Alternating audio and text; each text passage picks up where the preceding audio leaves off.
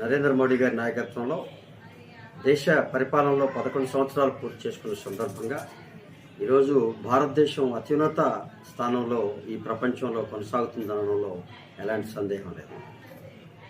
భారతదేశ ప్రతిష్టను పెంచడంలో, భారతదేశ ప్రజల సంక్షేమాన్ని, ఆర్థిక వ్యవస్థని పెంచడంలో ఆయన చేసిన కృషి ఈరోజు మనం ప్రపంచంలో ఆర్థిక రంగంలో 4వ స్థానానికి వెళ్ళడానికి నిదర్శనంగా మనందరం చెప్పుకోవచ్చు.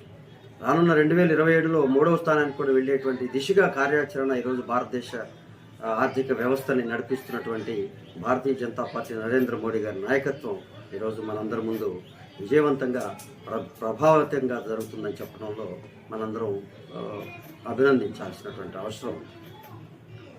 ముఖ్యంగా ఈరోజు ఉపాధి రంగంలోను, విద్యారంగంలోను, ఆరోగ్య రంగంలోను, అలాగే ఎంఎస్ఎంఈ లాంటి మధ్యతరగతి పేద బడుగు వర్గాల అభ్యున్నతికి, పారిశ్రామిక రంగంలోనూ ఈరోజు భారతదేశం అనేక విధంగా ముందుకు సాగుతూ ఉంది. అనేక పరిస్థితుల్లో ఈరోజు మనందరం కూడా అభివృద్ధిని నడిపిస్తున్నాము, దాని వైపు వెళుతూ ఉన్నాం అనేది మనందరం గుర్తుంచుకోవాలి.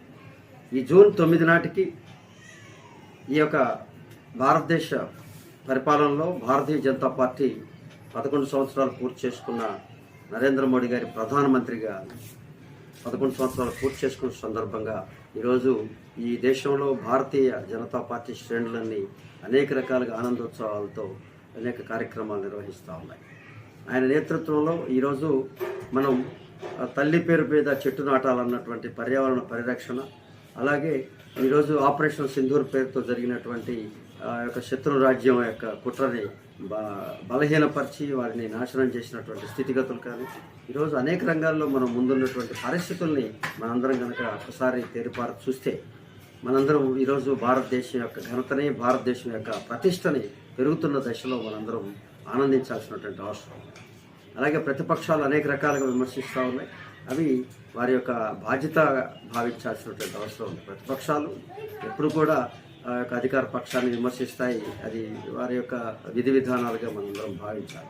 ఈరోజు రాహుల్ గాంధీ కానించి కాంగ్రెస్ పార్టీ కార్యకర్తలందరూ కూడా, నాయకులందరూ కూడా భారతీయ జనతా పార్టీని, దేశ ప్రతిష్టని, దేశ గౌరవాన్ని బలహీనపరిచే విధంగా జరుగుతున్నటువంటి అనేక ప్రచార కార్యక్రమాలు లేదా విమర్శనల్ని మనందరం కూడా ఖండించాల్సినటువంటి అవసరం ఉంది. దేశ ప్రజలందరూ వాటిని వ్యతిరేకించాల్సినటువంటి అవసరం ఉంది.